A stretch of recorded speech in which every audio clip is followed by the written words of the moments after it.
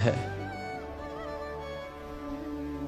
आदत बन गई है बेकार की बातों पर उलझ जाने की, और फिर खुद उलझकर दूसरों को उलझाने का भी मन करता है। कहीं सुना कि किसी जंगल में एक गधे ने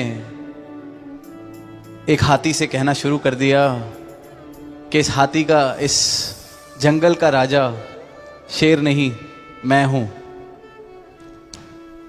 तो हाथी ने एक दो बार कहा कि ये कैसी बेवकूफ़ों वाली बातें हैं, ये जंगल का राजा तो शेर है, क्यों ऐसी बातें करके अपना समय खराब कर रहे हो।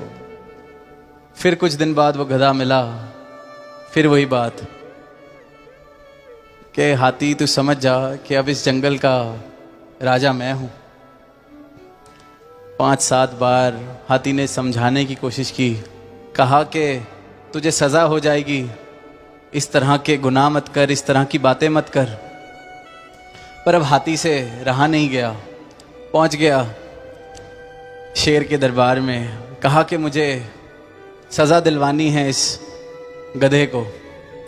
अब केस शुरू हुआ, वहाँ सुनवाई हुई, गधे को भी पेश कराया गया और हाथी ने सारा बयान शेर के आगे रखा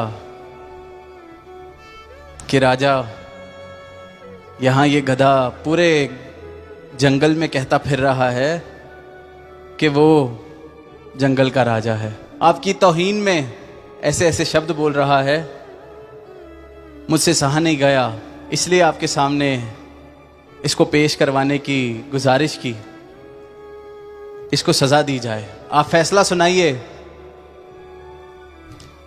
सब कुछ सुनने के बाद जब शेर ने फैसला सुनाने की बारी आई तो कहा कि सारी बातें सुनने के बाद मैं सज़ा सुनाने के लिए तैयार हूँ, इस हाथी को 6 महीने के लिए जेल में डाल दिया जाए। और वहाँ सारे हैरान, अब हाथी भी हैरान, कहता है कि जहाँपना ये क्या।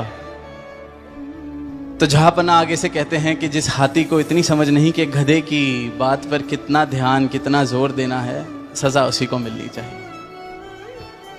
पहले तो अपना दिमाग उसने इसकी बातों में आके खराब किया, वहां तक भी ठीक था, अब ये पूरा का पूरा दरबार सजवा के मेरा भी समय इसने गधे की वजह से खराब किया, तो सजा गधे को नहीं, इस हाथी को ही मिलनी चाहिए। और हमारा